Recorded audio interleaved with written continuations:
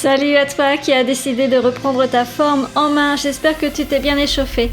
Aujourd'hui, je te propose une séance autour de la kettlebell. Bien sûr, si tu débutes ou que tu n'as pas de matériel, une bouteille d'eau ou travail au poids du corps, ça fera très bien l'affaire. On commence par le tirage vertical. Donc tu montes les coudes vers le plafond, tu amènes la kettle vers le menton. Au niveau du placement des pieds, largeur des épaules ou plus, il faut que tu sois confortable avec les genoux déverrouillés. Inspire en descente et expire à la montée. Tu gardes la kettle près du corps. Bien sûr, les abdominaux sont bien contractés pour protéger les lombaires. C'est très important.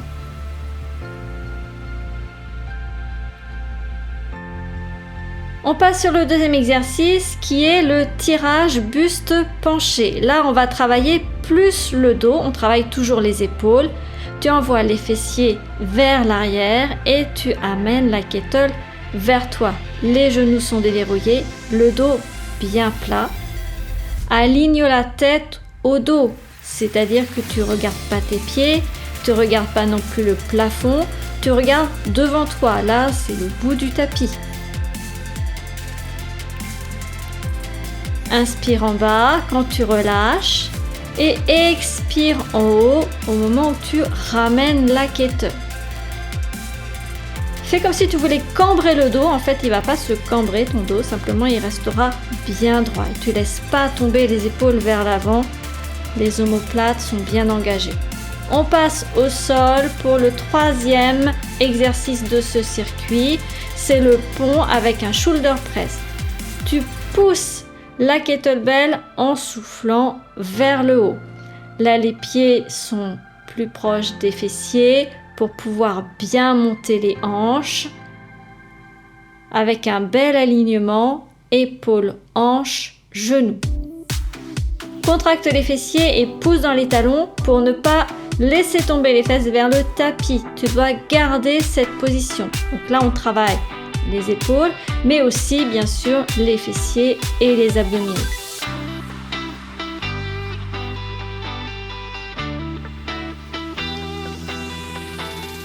On se relève pour le prochain exercice, le quatrième, avec grâce et volupté, comme vous avez remarqué.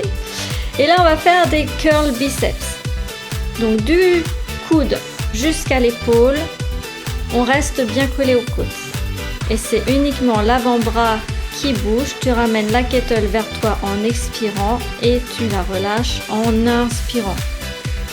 Même principe, souple sur les genoux et les abdominaux bien engagés. Donc là, on voit que je fais un petit mouvement de balancier. Donc ça veut dire que la charge est un peu trop lourde pour moi. Sur ces exercices-là, il faut que tu sois en contrôle.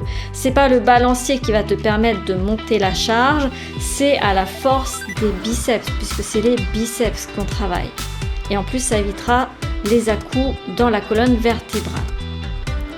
On a 4 exercices sur ce premier circuit pour le haut du corps. On va les refaire une seconde fois après 1 minute de récupération.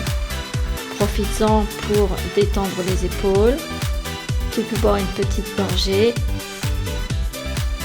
Et surtout, tu respires, tu reprends ton souffle pour repartir une deuxième fois sur ce circuit avant de faire le circuit suivant, abdos fessiers et dos.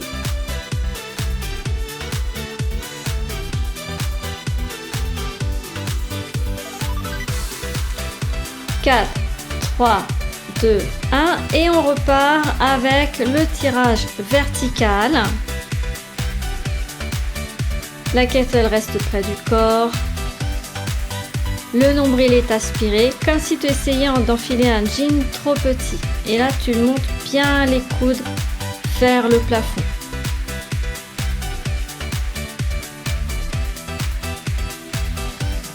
N'oublie surtout pas de respirer.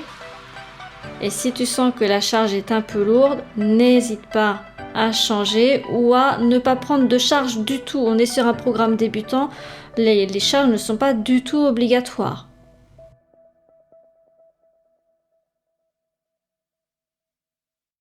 Le tirage buste penché maintenant. On travaille sur 40 secondes avec 10 secondes entre chaque exercice, le temps de changer de position. Si tu débutes, tu peux te contenter de 30 secondes, c'est déjà très bien. Si à l'inverse tu as déjà pratiqué, tu peux passer à 50 secondes, voire 1 minute. Souffle bien en tirant la kettle. Tu vois, le nombril est bien absorbé, le dos bien plat. Là, on travaille le dos beaucoup plus que sur l'exercice précédent où on était debout pour le tirage.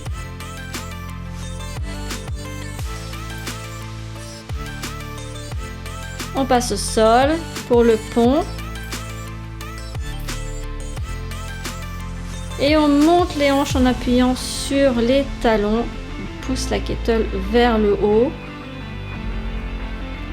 Rentre bien les abdos pour faire un ventre bien plat. Engage fort les fessiers. Ça te permet de garder les hanches alignées avec les épaules et les genoux.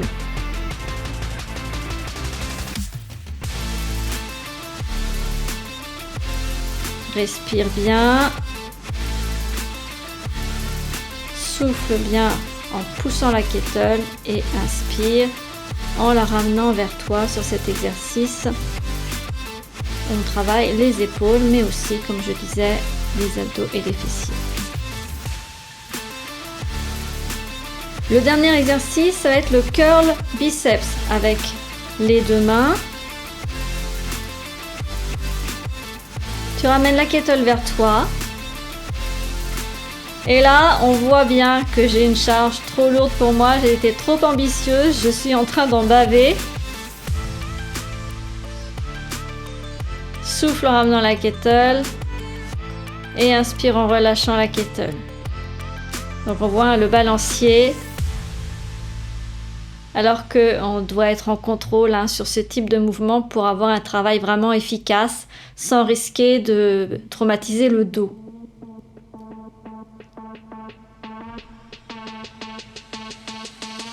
Et on relâche. Ça a bien travaillé, ça a bien chauffé. On attaque le deuxième circuit. On en a 3 en tout sur cette séance. Après, on aura aussi un circuit bas du corps. Donc chaque circuit, c'est 4 exercices. Et les 4 exercices, on les fait 2 fois. On commence par le Russian Twist. On peut dire aussi le bateau, tout simplement. En pilates, on appelle plutôt ça le bateau. Donc le dos, il va être bien droit.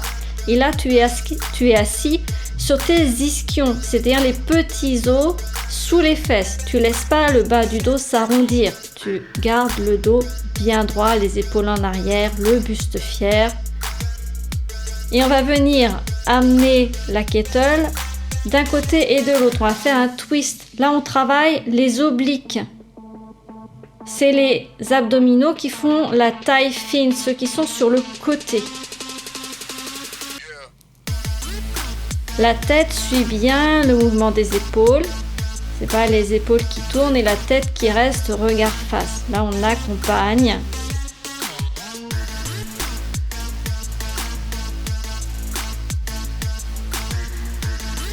Respire bien, toujours. Tu essayes d'amener ta charge au plus près du sol.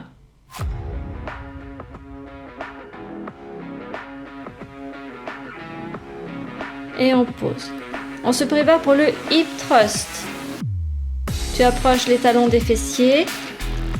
Tu poses ta kettle sur le ventre et tu vas monter les hanches jusqu'à arriver à une ligne entre les épaules, les hanches et les genoux. Souffle en haut, inspire en bas.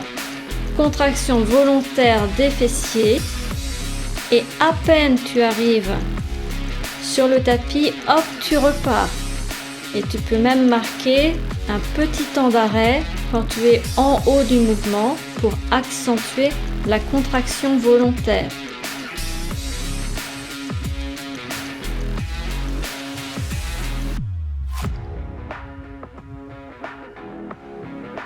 Et on se redresse, on repasse debout pour un exercice qui s'appelle Kettle Around the World.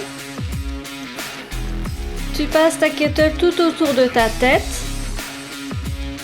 Tu inspires en suivant le mouvement du thorax, c'est-à-dire là le thorax il est ouvert en haut du mouvement et il est plus fermé en bas du mouvement. Donc tu inspires en haut du mouvement et tu expires en bas du mouvement. Là les épaules elles vont chauffer, c'est un travail pour le dos et pour les abdos tu as les hanches qui restent fixes. C'est le haut du corps qui fait le twist. Et tu reposes. On va refaire la même chose dans l'autre sens. Donc là, il fallait bien mémoriser dans quel sens on avait tourné pour tourner dans l'autre sens. Sauf que moi, je ne l'ai pas fait et du coup, je me trompe. Et je perds l'équilibre en me rendant compte que je suis pas allée du bon côté. Donc, cette fois, on part de l'autre côté. Les abdominaux bien engagés. Et on tourne autour de la tête avec cette kettle. On essaye de ne pas s'assommer avec de préférence. Là, ça chauffe. Hein. Une kettle de 8 kg. Encore une fois, là, c'était un petit peu ambitieux de ma part, j'avoue. Faut t'avouer à moitié pardonner. Et on repose. On a 1 minute de récupération. Il ne faut pas rogner sur les récup, hein. C'est vraiment très important parce que sinon vous allez avoir du mal à finir les exercices.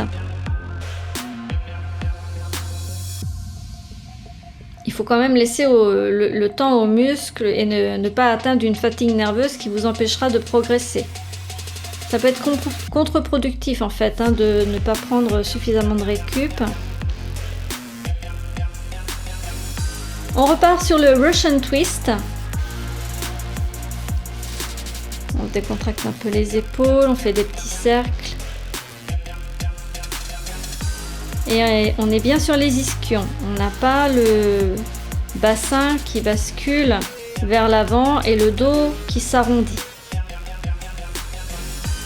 Donc là, tu peux faire une inspiration et une expiration 1 fois sur 2. C'est-à-dire que tu inspires, tu fais les 2 côtés, tu expires, tu fais les 2 côtés. Ce qui est vraiment important, c'est d'avoir le dos droit, les abdominaux bien engagés. Ça peut chauffer hein, au niveau du dos, c'est normal, on travaille les obliques, mais on travaille aussi les muscles du dos, bien sûr.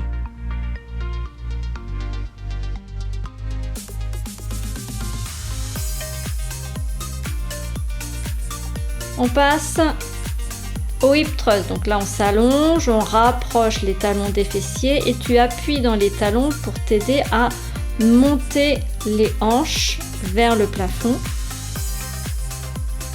Et ensuite tu redescends en contrôle, on ne se laisse pas tomber sur le tapis, on redéroule vertèbre après vertèbre dans le sol et à peine tu atteins le sol, hop, tu repars, contraction volontaire des fessiers.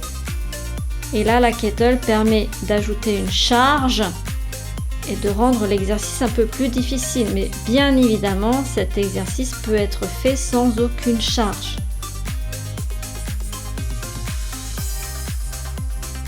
Souffle en haut du mouvement et inspire en relâchant. On va se relever avec grâce et volupté. Je m'en suis pas trop mal sortie là sur cet exercice pour remonter.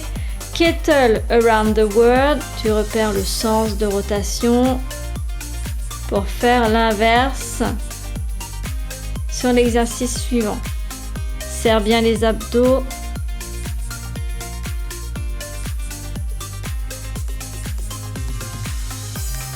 Fais le tour de la tête. Donc là, on voit que je commence un peu à en baver, hein. J'ai perdu le sourire bizarrement.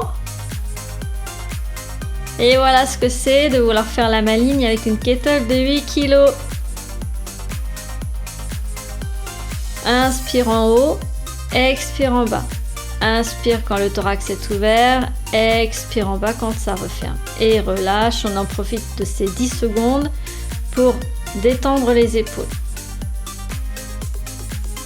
Et 10 secondes, ça passe très vite, on repart dans l'autre sens.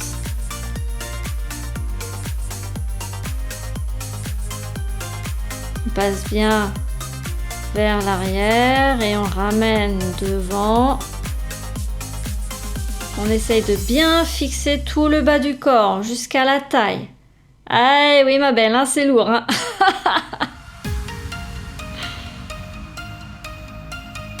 Serre fort les abdos. Parce que ça permet de protéger les lombaires sur ce type d'exercice. Attention, hein. Attention au dos. Serrez bien les abdominaux pour protéger vos lombaires. Et on a terminé ce milieu du corps, abdos, fessiers, dos. On va passer sur le bas du corps. 1 minute de récupération. Profitez-en pour boire une gorgée. Détendez un peu ce haut du corps qui a pas mal travaillé. Vous pouvez faire des petits cercles vers l'avant, des petits cercles vers l'arrière. Montez les épaules aux oreilles et relâchez complètement.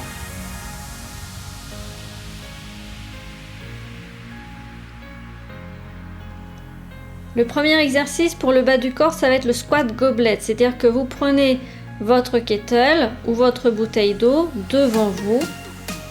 Écartez les pieds d'une largeur qui vous permette de descendre le squat. Donc ça dépend vraiment de la mobilité de chacun. Et là, attention, les genoux bien vers l'extérieur. Surtout à la montée, on a tendance à ramener les genoux à l'intérieur au moment où on débute la remontée du squat.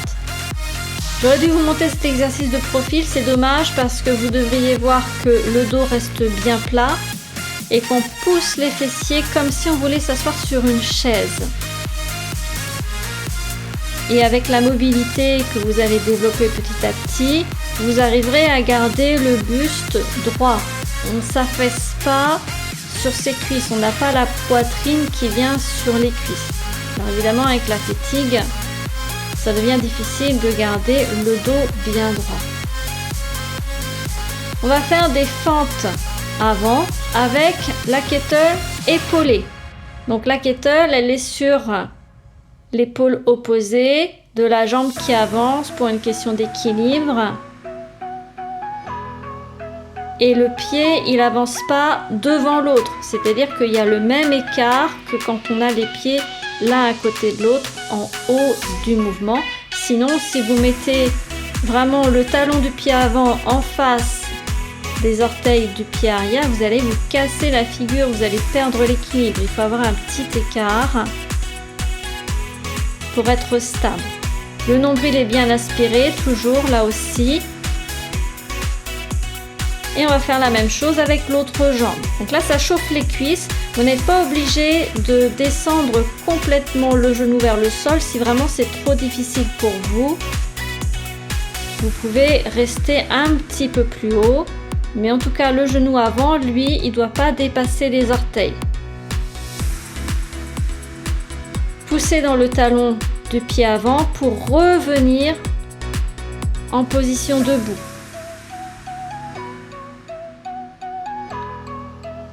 Buste fier. Toujours on garde le dos bien droit. Et les abdominaux serrés, ça permet aussi de garder l'équilibre sur ce type d'exercice. Et on repose.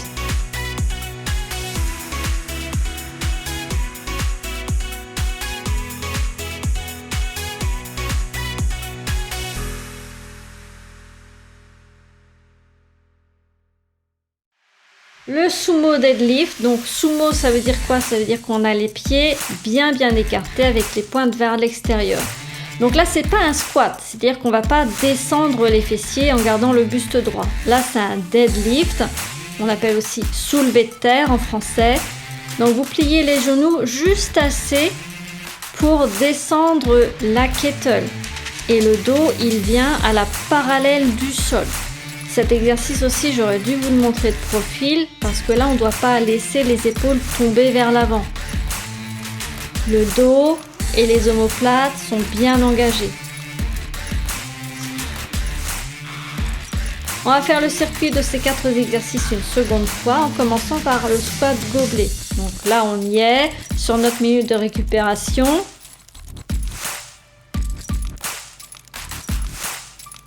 Vous pouvez avoir les cuisses qui chauffent demain, vous vous souviendrez de moi.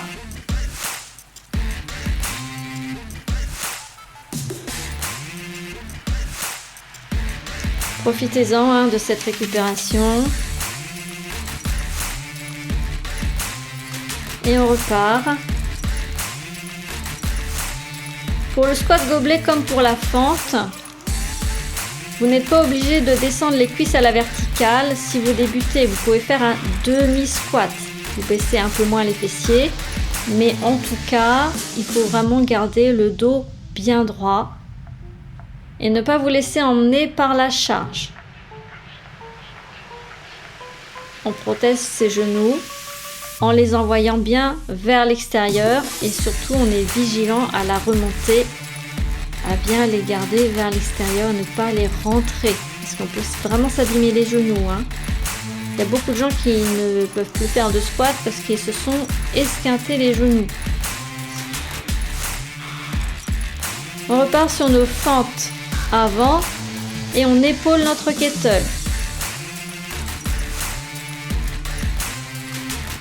Serre les abdos et c'est parti. On pousse bien avec le talon pour revenir à la verticale. Inspire et souffle. Inspire en bas, souffle pour remonter.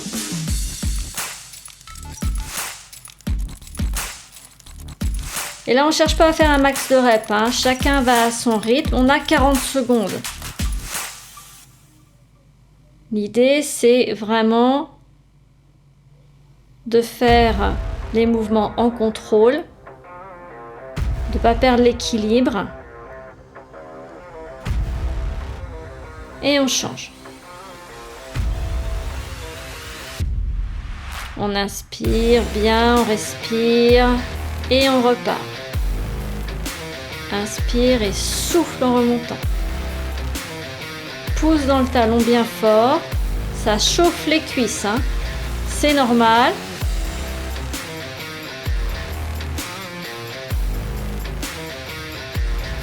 Reste bien droit. Toujours.